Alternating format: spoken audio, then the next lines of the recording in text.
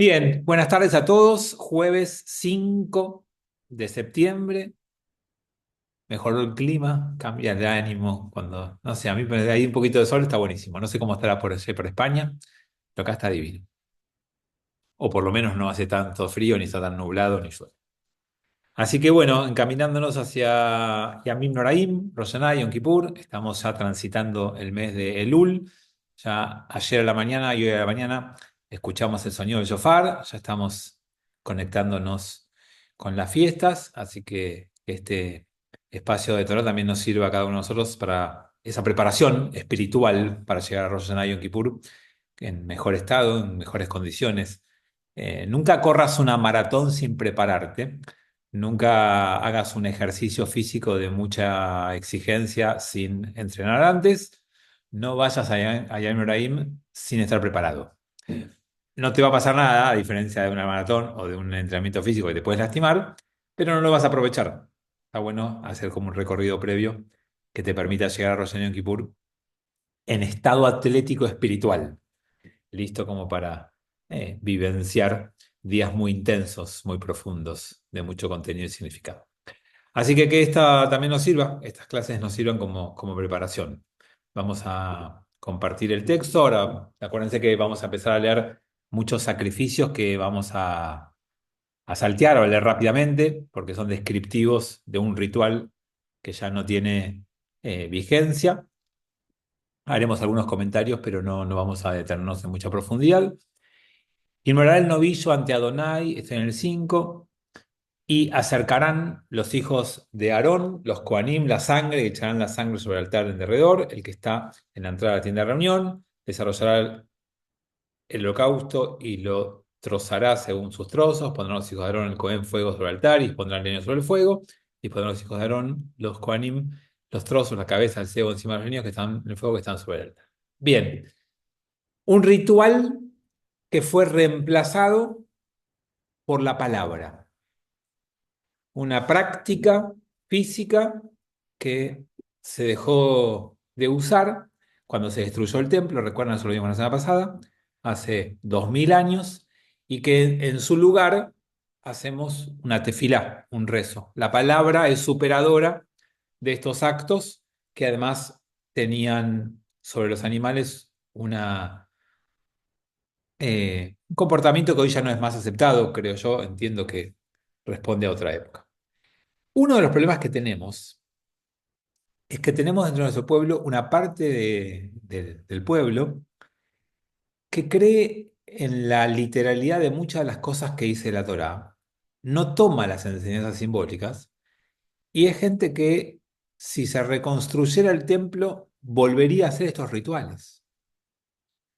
Y eso es algo en donde hablamos un poco la semana pasada. Yo creo que no regresar en el tiempo, en la historia y en la evolución y en el progreso que venimos transitando los últimos 2000 años.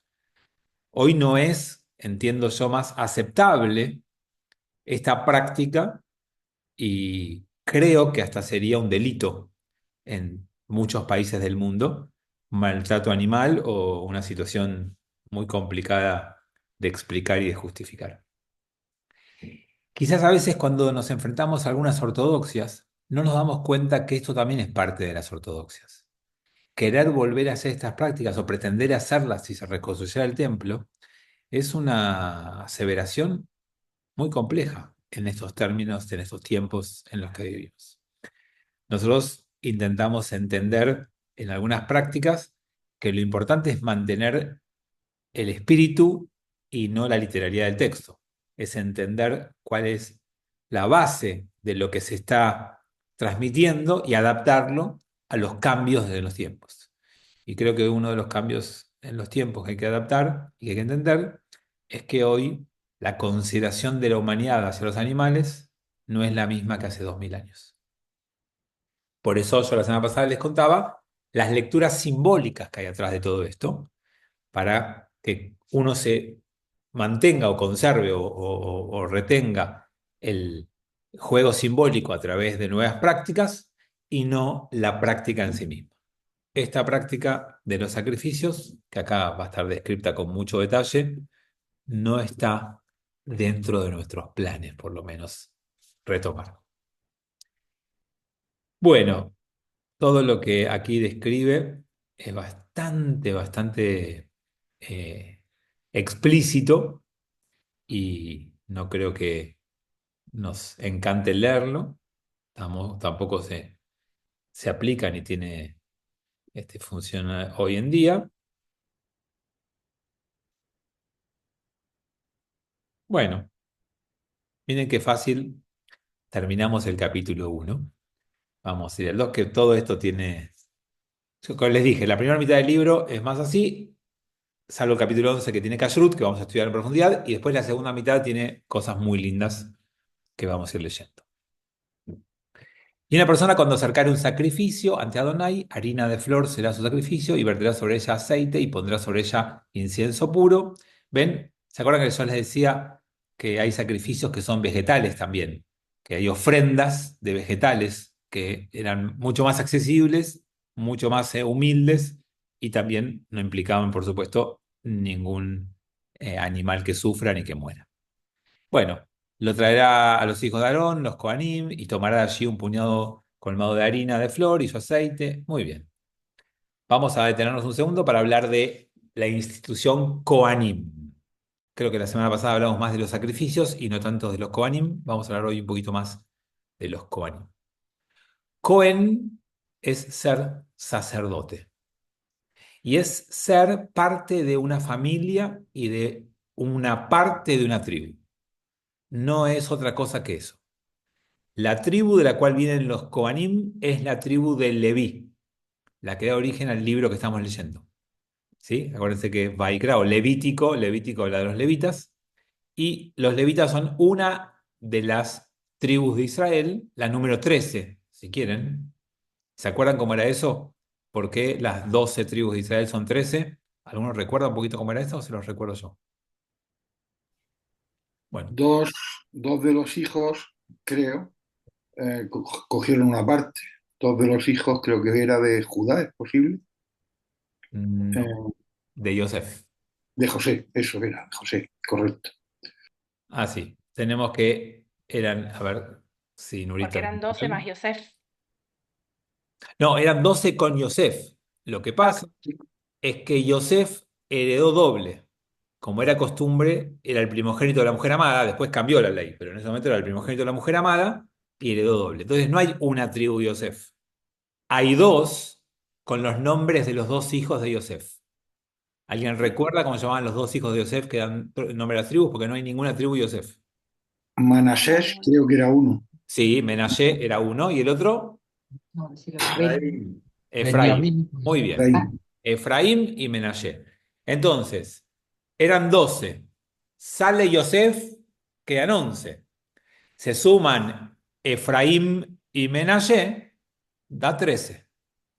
Pero nosotros sabemos que se divide en 12 la tierra de Israel. ¿Por qué? Porque los Faltaba Dina, ¿no? levitas. ¿Cómo? Faltaba Dina. No, las mujeres no heredaban en aquel momento. Se casaban y recibían la dote, pero no heredaban. Entonces no hay una tribu que se llame Dina. ¿Correcto? Había una hija más mujer llamada Dina, pero no heredó. Entonces, heredaron los 12 hijos, pero que en realidad se transformaron en 13 partes, pero la tierra se dividió en 12 porque una tribu, la de Leví, no recibió tierra.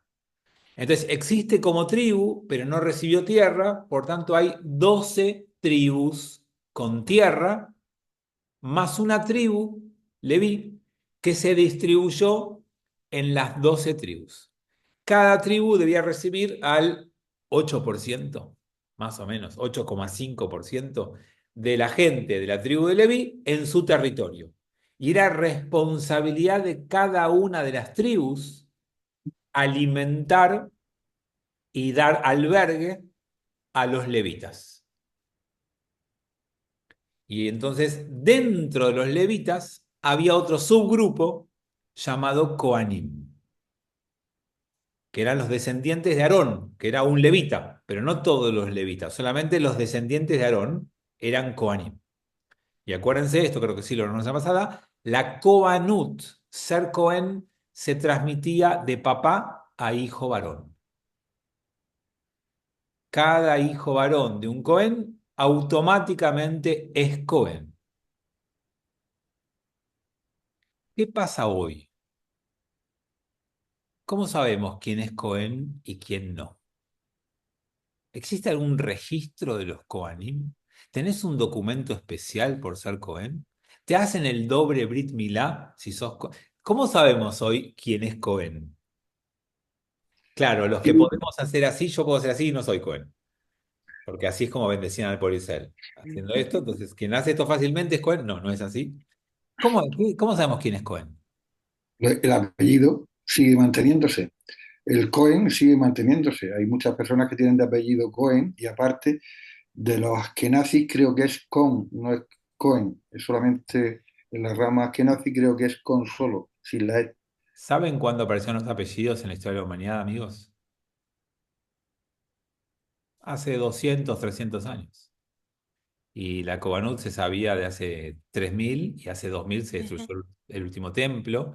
O sea que debiéramos confiar en 1700 años de transmisión oral para que cuando lleguen los apellidos la gente se inscriba en los registros civil con el apellido correcto y el funcionario no haya decidido ponerle otro apellido o cambiarle alguno que no sabía el apellido y le pone Cohen el funcionario. El apellido no es indicador de Cobanut. Lamentablemente no podemos confiar en ese registro. La Coanut es como el judaísmo, se transmite de familia en familia. Y entonces la única forma de saber que vos sos Cohen es que tu papá y tu abuelo te contaron que ellos fueron Cohen. Y no es la única, pero el registro más claro de todo esto está en las Ketubot y en las lápidas. Cuando alguien que se casaba era Cohen, cuando el rabino llenaba la Ketubá, ponía Shlomo ben Moshe a Cohen o a Leví. Eso venía después del nombre completo, que es el nombre tuyo, hijo del nombre de tu papá, y después venía a Cohen o a Leví. Y cuando ibas a la tumba, sí, tenían un dibujito con esto, generalmente a un costado arriba, había un circulito que adentro tenía las manos así, y era la forma de poner en la tumba que esa persona había sido Cohen. Pero también conocemos gente, conozco justo un caso ahora muy cercano no, pero cercano, que me dijo que él es Cohen, pero en su ketubá no lo dice. Y esta persona quería al revés, quería que yo le haga una carta que diga que no es Cohen, como en su ketubá no dice que era a Cohen, el rabino no le puso eso en el momento que lo casó, contándome que es Cohen, quería que yo le haga una carta de que diga que no es Cohen, cosa que no puedo hacer, obviamente. Pero sepan que no, tampoco es un registro absoluto. ¿Por qué? Primero, porque hace falta una tradición oral de 2000 años que venga diciéndonos que sos Cohen, sos Cohen, sos Cohen. Pero si en el camino el Cohen hace algo que no tiene permitido, como casarse con una conversa, casarse con una mujer divorciada, depende del Cohen, hay Cohen que podían, que no podían, o eh, casarse con alguien no judío, ya ese hijo no es más Cohen. Entonces, no podemos testificar sin ninguna duda que son Kohanim o no Kohanim. Entonces, una parte de nuestro pueblo, dentro de los que me incluyo, dejó ese tema de Cohen simplemente para cuando te llamas a la Torá y no más que eso. ¿Por qué tiene relevancia esto de que alguien quiere ser Cohen o no quiere ser Cohen, como acá me preguntan? Porque si sos Cohen, recién les dije, no te podés casar con ciertas personas, por ejemplo, con una conversa.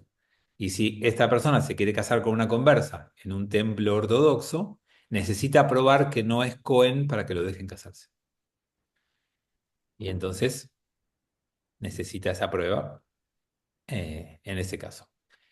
Los Kohanim tienen algunas restricciones, pero las más importantes tienen que ver con eso, porque las restricciones de no entrar al cementerio son personales. Ya lo vamos a leer, los Kohanim no pueden entrar al cementerio, ya lo leeremos en la Torá exactamente, pero ahí no hay nadie en la puerta del cementerio pidiéndote documento de identidad.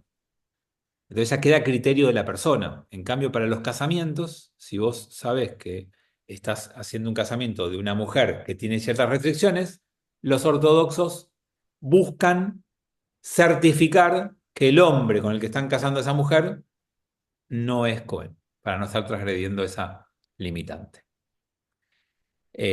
Así que con todo eso en el medio, con haber probado que seas Cohen, pero además haber mantenido casamientos todos legales y permitidos dentro de esa cadena de 2000 años, no se sabe mucho. Pero sí que podemos aprender. Sí podemos aprender que desde la antigüedad hay gente que dedicó su vida a el ritual en nombre de otros. Los Kohanim son las personas, igual que los levitas, en otra tarea, pero igual, son las personas que ocuparon el espacio del pueblo para conducirlos, enseñarles, guiarlos en la vida judía. Y cuando hay alguien toma ese lugar en la sociedad egipcia, esa era una casta con privilegios económicos de todo tipo.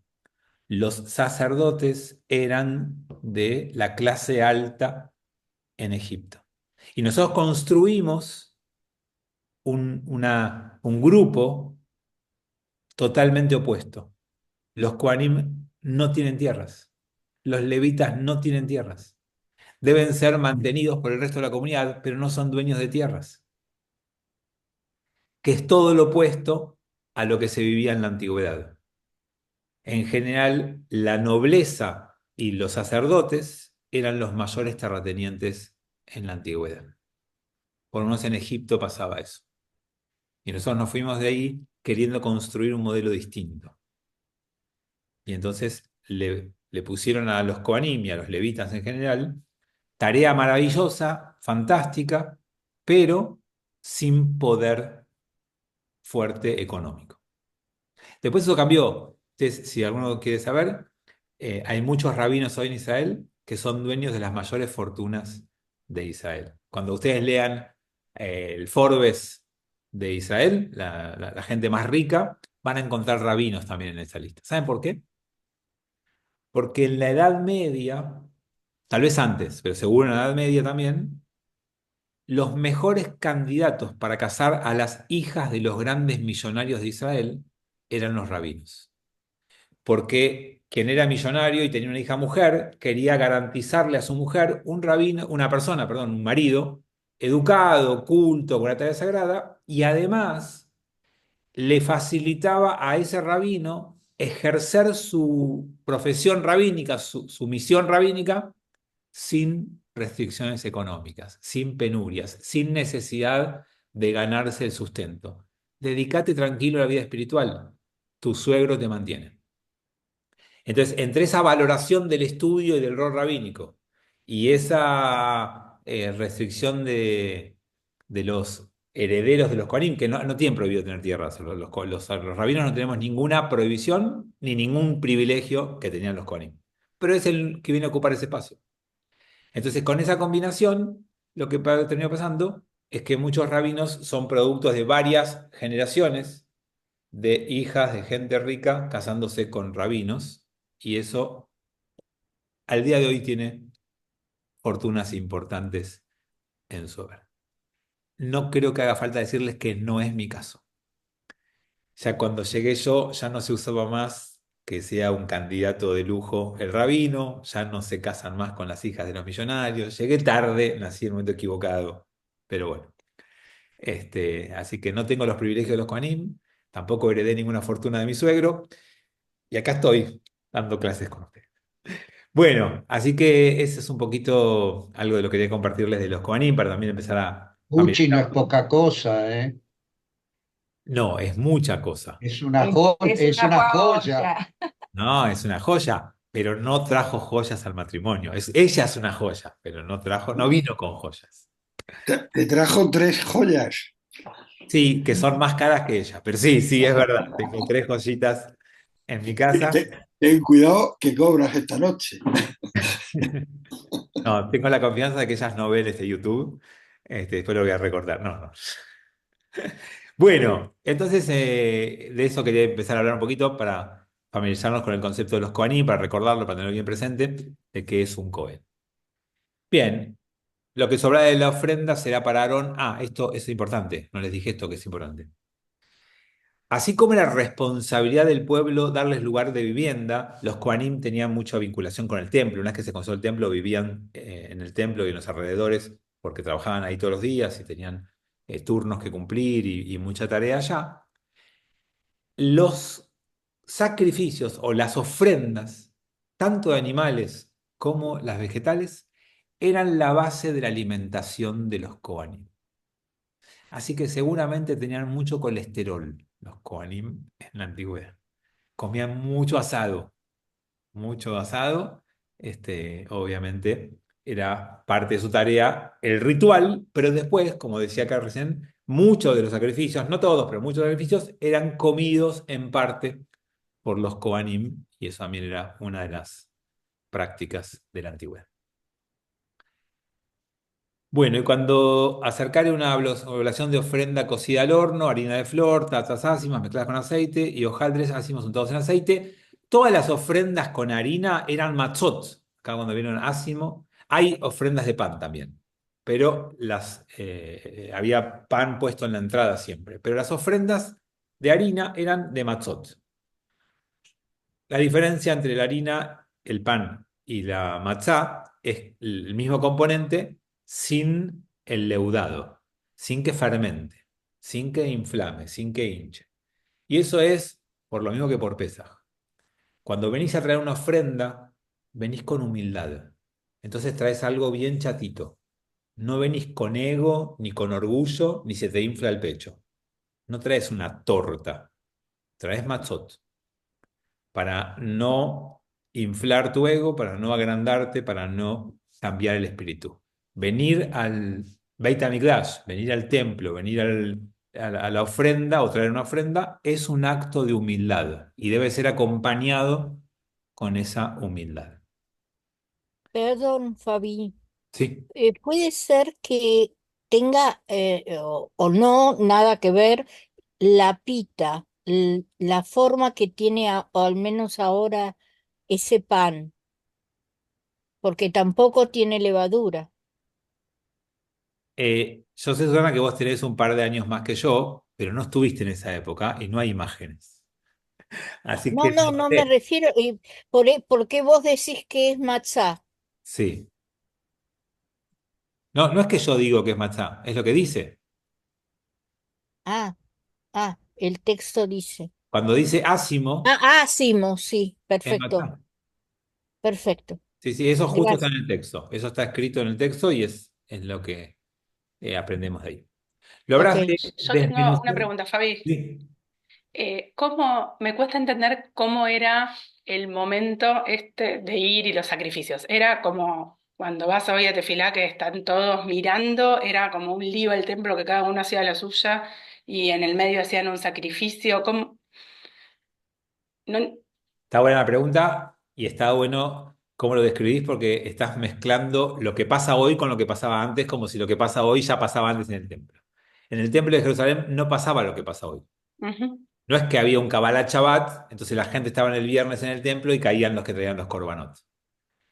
El ritual del rezo tiene 2000 años en el pueblo judío, 2500. Antes no estaba.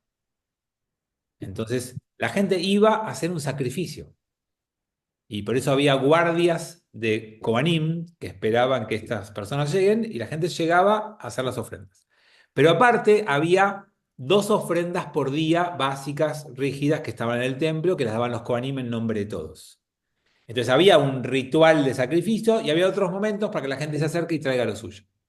Y esos momentos la gente conocía cuáles eran e iban en esos horarios donde podían hacer esas ofrendas. Y también entendamos que llevar algo para una ofrenda no es en medio de ninguna otra ceremonia que esté funcionando. Llevabas la ofrenda, se mecía cuando era una ofrenda para ser mecida, se sacrificaba el animal cuando era eso y se hacía el asadito, se ponía al fuego, se daba para comer. O sea, era toda una experiencia alrededor del sacrificio, pero no había otra cosa funcionando en el momento.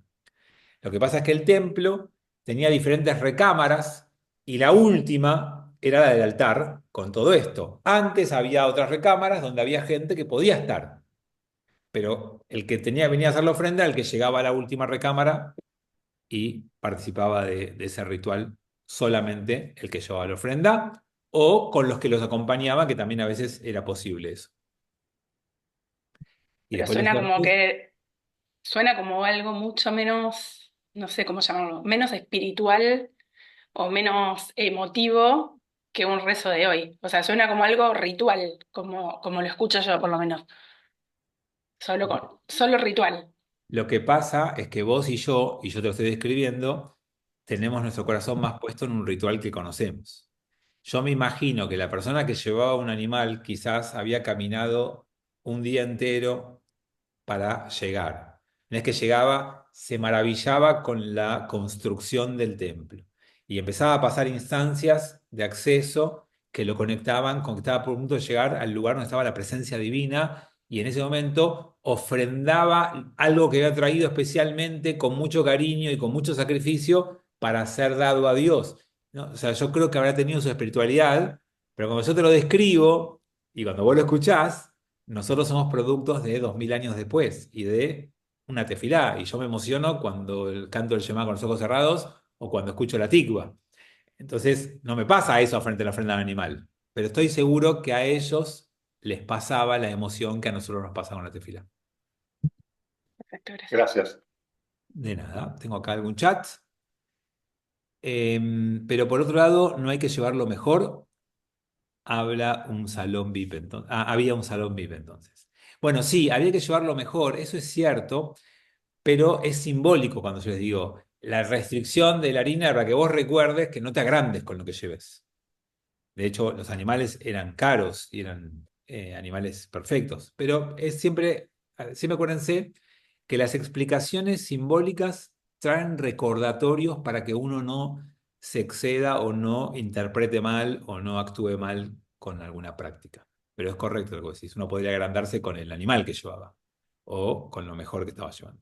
Pero el recordatorio de la matzá era, acá hace falta humildad. Y entregarlo mejor a Dios, eso tenía su valor. Bueno, acá Andrés estuvo coincidiendo con nosotros, me parece. Una pregunta, Sí, Fabi. Pero ellos, cuando hacían una ofrenda y entregaban un animal, ¿era como en agradecimiento? ¿Era como para pedir algo? O sea, ¿hacían algún tipo de oración, de rezo o algo? Como, bien. Ya lo vamos a ir viendo ahora cuando van a aparecer, hay diferentes tipos de sacrificios. Vos traías un sacrificio cuando querías agradecer algo, cuando habías cometido un error y querías pedir perdón por el error que habías cometido, cuando querías estar en paz y traías un sacrificio llamado paz, tenías un sacrificio que era como un regalo que dabas. Había diferentes razones y motivos para traer korbanot, para traer sacrificios, y cada uno se encuadraba dentro de ese array que ahora va a aparecer. Vamos a leer alguno que otro porque son muchos y muy detallados en su comportamiento, pero muy parecidos en otras cosas. Entonces, es como que el Cohen tenía su manual, su know-how. Y entonces te recibía y vos le decías, bueno, yo vengo a traer una ofrenda de paz. Bueno, entonces tenés que dármela así, esto es así, se quema esta parte, te sirvo esta parte, comes esta parte. Yo vengo a traer un corbán hatat, porque cometí un het, porque tengo una transgresión y quiero pedir perdón. Bueno, el ritual es así, lo tenés que hacer así. ¿Sí? Cada razón o motivo, como vos decís, había diferentes, tenía su librito, su manual de procedimientos. Y el Cohen era el encargado de eso. El Cohen era pero el... eran Digo, siempre animales no, la no, ofrenda. no, por eso Podía ser. acabo de leer alguna de orina. No, podía ser Ah, algo ok. de orina, podían ser aves también, depende del corbán, podían ser diferentes cosas. Gracias. No, de nada. Entonces acá tenemos cómo describe esta ofrenda vegetal, ¿no? Y la habrás de desmenuzar en migajas y habrás de verter sobre ella aceite, oblaciones, y si oblación en cazuela fuera su sacrificio, harina de flor con aceite habrás de ser hecha, tras la oblación, lo que fuera hecho de estas para Adonai, y la acercará al Cohen y esta la acercará al altar, ¿sí? Esta es la descripción de una ofrenda vegetal. Y separará el Cohen de la oblación su remembranza y lo hará consumir en el altar, sacrificio, aroma grato ante Adonai, y lo que sobrare de la ofrenda será para Aarón. Ta, ta, ta. Un desprendimiento de esto es una práctica que se hace hoy en Shabbat. Si vos vas a hacer halot para Shabbat. Y si en lugar de hacer dos halot, que es la cosa habitual, no hacer dos halot chiquitas o medianas, haces muchas más halot, tenés que separar un pedacito de harina, de masa, perdón, no harina, o sea, de la masa de la jalá, envolverla en aluminio y tirarla al fuego y hacer una braja. Eso es lo que acabamos de leer, separar un pedacito y quemarlo en el fuego. Cuando vos haces mucha jalá, creo que son 3 kilos y pico de jalá, si haces eso o más, tenés que hacer afrayat jalá, que es lo que les acabo de contar. Se llama afrayat jalá. Separar un poquito de la masa, envolverla, tirarla al fuego, quemarla y hacer una braja. Es como que cuando haces mucha jalá, es una producción importante, debes ofrendar un pedacito, tipo recordatorio de esto que se hacía en el templo, y quemar una parte y hacer la braja por eso. La mayoría de las mujeres no hacen tanta jalá cada viernes, entonces la mayoría de gente ni conoce esto. Si vos habitualmente haces 1 kilo o medio kilo, no sé cuánto me pondrán, pero no haces 4 kilos de jalá. Lo habitual. Entonces, mucha gente ni lo conoce. Pero cuando se hace más de esa cantidad, requiere de esa práctica que surge, como acabo de leer. Y lo que sobrare de la ofrenda será para Aarón y para sus hijos, sacro entre las ofrendas sacras de los sacrificios que hay. O sea, lo que les dije antes, ellos, los Kohanim, comían de muchas de las ofrendas. Ninguna oblación que hayáis de ofrecer ante Adonai habrá de ser leudada o leuda, ya que ni levadura ni miel podréis hacer consumir como sacrificio ante Adonai. Esto es lo que hablamos antes con Susana. Esta es la Torá, sin explicaciones, dice que no se puede llevar ni miel ni leudado en los corbanots. Como sacrificio de primicias podréis ofrecerlas ante Adonai, mas sobre el altar no ascenderá para aroma grato. Hay otras ofrendas donde sí las puedes usar, como las primicias, bikurim, lo que llevas en Shavuot. Hay otras ofrendas donde sí, en esta no. Y toda oblación tuya que acerques como sacrificio, con sal sazonarás y no omitirás sal, pacto de tu Dios, de sobre tu oblación, sobre todo sacrificio tuyo, ofrecerás sal. Y acá tenemos el otro tema que quería hablar con ustedes, que es otro de los que tiene consecuencias hoy en día. ¿Cuál es la consecuencia de lo que acabo de leer? La práctica que hacemos hoy en día que surge de eso que acabo de leer. ¿Alguno sabe? ¿Alguno está acá conmigo o se fueron todos a ver Netflix? Pusieron. La jalá la pones en sal y la tirás. Muy bien. Cuando haces los viernes a la noche tu brajá sobre las dos jalot, la práctica es, te lavas las manos, volvés con el día de Adán con brajá, volvés, levantás las dos jalot, decís la brajá y después cortás un pedazo, lo sazonás. ¿Se dice así cuando lo pones en sal? ¿Se dice sazonar? ¿O lo inventé recién? No sé. Bueno, lo sazonás con un poquito de sal y lo comes y después agarrás pedacitos y les tirás a los demás. La práctica de ponerlo en sal, a la jalá, no es para que los cardiólogos te reten, no es para que seas hipertenso, es para recordar lo que acaba de decir acá. En el altar, cada sacrificio conservaba el pacto entre el pueblo y Dios. Y la sal conserva las cosas.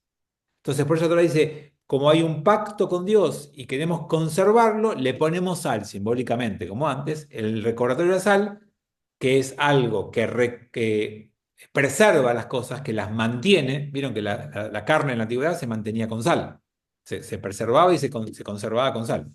Para conservar y preservar el pacto con Dios, ponemos sal. Cuando hace 2000 años se destruyó el templo de Jerusalén, se destruyó el altar, se perdió la práctica, los rabinos dijeron, el nuevo altar es tu mesa de Shabbat. Tu mesa de Shabbat va a ser el nuevo lugar sagrado para preservar el pacto con Dios. Y entonces, para conectar el altar con tu mesa de Shabbat, el momento de la comida, la sal recuerda ese momento. Lo que acabamos de leer es que todo corbán, todo sacrificio, toda ofrenda iba con sal. Entonces ponemos la sal hoy en nuestra mesa de Shabbat y lo que hacemos es apostar a mantener. Bueno, la miel es otra de las cosas que tienen que ver con lo rico, lo placentero, con lo bueno, con lo abundante, igual que la harina inflada y demás. Y entonces no está presente en estos korbanot, sacrificios, que no son para el placer, que no tienen que ver con lo bueno, sino que tienen que ver con el pedido de perdón, con el arrepentimiento, con la reparación y demás. Entonces no ponían tampoco miel. ¿No podría ser que además tenga alguna relación con la sal, con que la sal era un medio de pago? No, en la Torá no hay referencia a la sal como medio de pago. Ya en la Torá se pagaba con moneda, con shekalim, y ciclos de plata son llamados. Y no hay referencia a la sal como medio de pago. Entonces, no lo puedo decir por eso. Ahora, ustedes saben, cuando haces un acuerdo, un contrato, el más habitual que se sigue celebrando es una ketubá, ¿sí? Una ketubá es un acta de matrimonio. El acta de matrimonio es un contrato. Y en la antigüedad los contratos no se firmaban. ¿Qué se hacía con los contratos? Se daban en mano, como la sal. Entonces, cuando vos firmás hoy una ketubá, más allá que la firmás porque es lo que se hace hoy, después tenés que agarrar y dársela en la mano y el novio la tiene que agarrar con su mano y con eso acepta. O sea que seguimos teniendo algunas prácticas de esa época donde la toma de posesión es el acto de traspaso. Pero la Torá no te habla de la sal como medio de pago. Bien.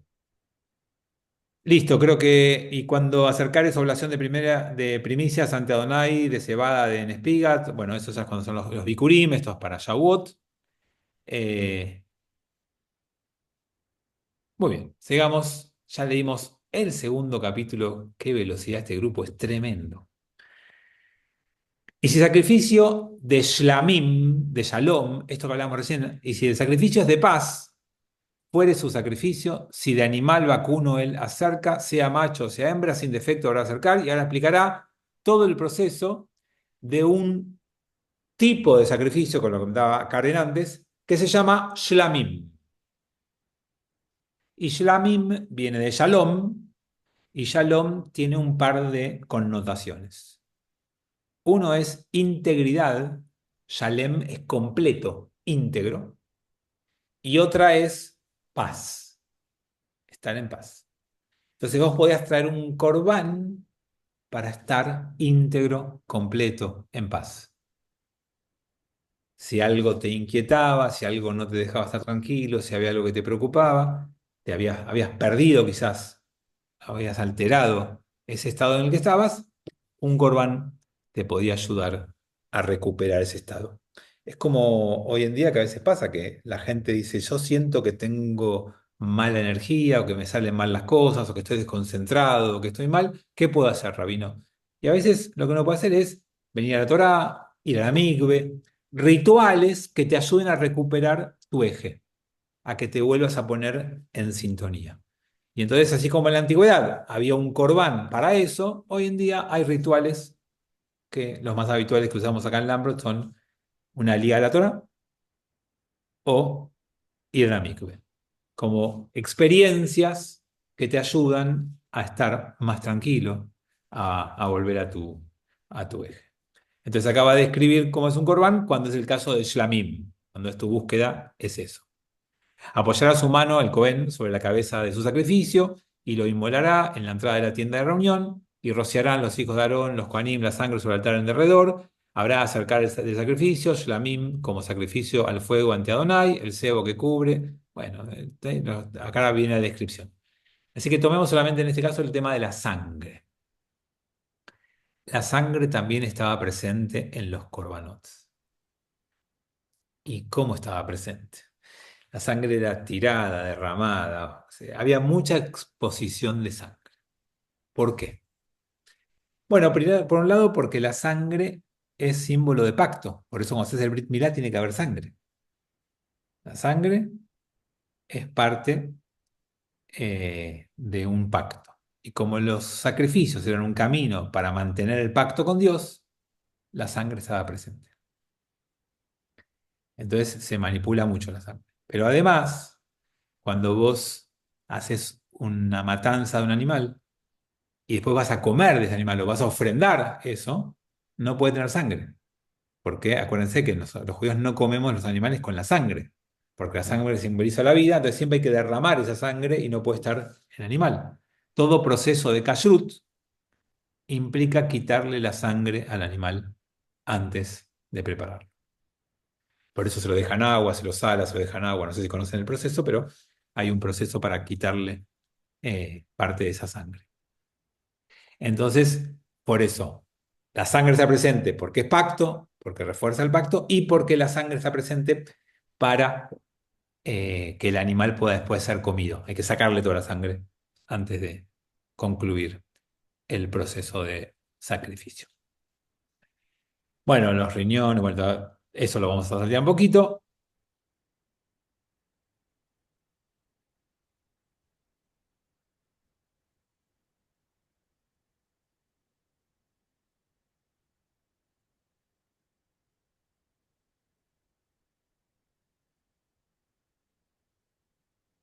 Bueno, acá dice, todo sacrificio de Shlamim con diferentes animales. Depende del animal que traiga, cómo va a ser el proceso de matar al animal. Es bastante parecido en cada caso y termina diciendo, ley perpetua para vuestras generaciones, en todas vuestras residencias, ni cebo ni sangre habéis de comer.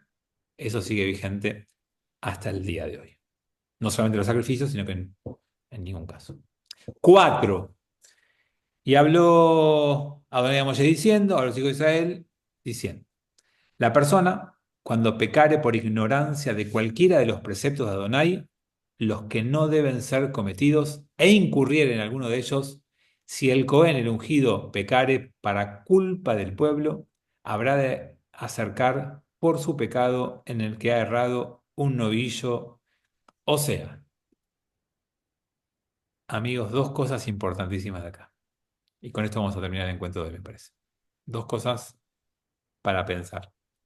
La primera, así como hay un ritual para la gente común, que si se equivoca, si hace algo mal, si quiere estar mejor, lo que hace es llevar una ofrenda y acercarse al templo, humildemente, humillado por lo que hizo mal, o arrepentido de lo que se equivocó, o buscando algo que hoy no tiene, o queriendo recuperar su paz y su tranquilidad, o queriendo agradecer porque no se siente merecedor de la bendición que tiene, por la razón que sea, te acercás a hacer una ofrenda. Si sos un Cohen poderoso, también lo haces.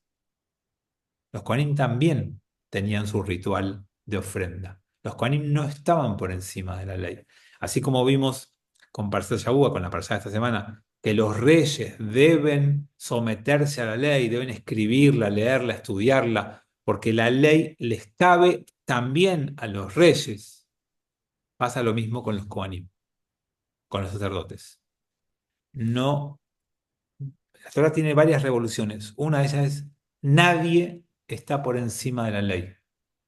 Nadie puede decir que no es sujeto de las mitzvot.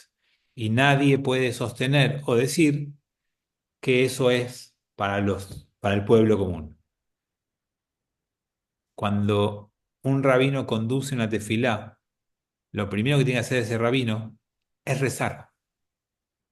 No estoy haciendo algo por los demás, lo hago también por mí. Estoy cumpliendo también con mi parte de lo que yo necesito hacer. No es para ustedes.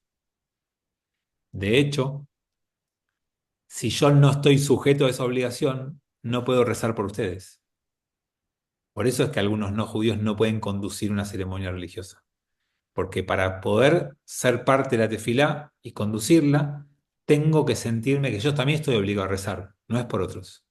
Y solamente si yo rezo sabiendo que estoy obligado a rezar, puedo ayudar a otros a que cumplan con eso. Y lo segundo, el desconocimiento de la ley no te exime de la obligatoriedad de la ley ni de las consecuencias por su transgresión. Ay, no sabía, sorry. No alcanza. No es que porque vos no sabés o no conoces una ley, entonces, bueno, perdón, no sabía, la próxima vez lo tengo en cuenta. Estamos obligados a estudiar y a saber, a conocer la ley. Por eso no se puede ser una buena persona si uno no es un poco estudioso. Porque si no, no sabes cómo comportarte. Puedes tener la mejor intención, pero no sabes qué es lo correcto y qué es lo que no es correcto. Es por eso que en el texto, si uno desconoce una ley, igual tiene que tener un sacrificio. Porque tenés una responsabilidad en saber la ley y en no transgredirla. Entonces, el lugar que tiene en la tradición judía el estudio es tremendo. Es de los lugares más elevados. Incluso en la frase del Talmud, igual lo dice con varas más, pero dice Talmud Torah Keneged Kulam. ¿Alguien se imagina qué significa la frase Talmud Torah Keneged Kulam? Que negue Kulam contra todo, Y entonces, ¿qué contra puede todos. significar esa frase? Que con el Que los conocimiento del Talmud y Torah podés hacer frente a todo lo que pase. Podría ser, pero lo que dice esa frase es cumplir la mitzvah de Talmud Torah es como cumplir con todas las mitzvot juntas. Talmud Torah Keneged Kulam, contra todas en cuanto a cumplimiento, ¿no? Es como, hay otra frase muy similar que dice, vivir en Israel es como cumplir con las mitzvot. No es solamente con Talmud Torah, no hay que tomarla literal, pero son esas frases que lo que nos enseñan es la valoración que tienen ciertas prácticas en el pueblo judío. Y la valoración que tiene estudiar no la tiene la mayoría de las mitzvot de la Torah. Como siempre le digo, Rambam dice, y concordamos, que no se puede poner un ranking de mitzvot, que no es que haya una mitzvot más importante, otra menos, cada uno tiene su importancia y vos no sabés exactamente cuál es, y no debieras nunca rankear las mitzvot. Pero hay algunas que tienen un énfasis y una centralidad fuera de lo común. Estudiar es una de ellas. Y no por amor al estudio, sino para mejorar tu práctica, para saber cómo comportarte, para no cometer errores por desconocimiento. Y yo sé que esa es la razón por la cual ustedes vienen a este grupo de Torah conmigo, porque ustedes saben que lo más importante es Talmud Torah. Así que bueno, con esto, y tratando de avanzar lo más rápido posible hasta que lleguen las partes más interesantes y más lindas del libro, los saludo, me despido. Shabbat Shalom, los veo mañana los que puedan y quieran venir, y si no, el jueves que viene a las 6 de la tarde. Muchas gracias. Gracias. Gracias, Shabbat Chao. Gracias, Shalom. Shabbat Shalom. Shabbat shalom.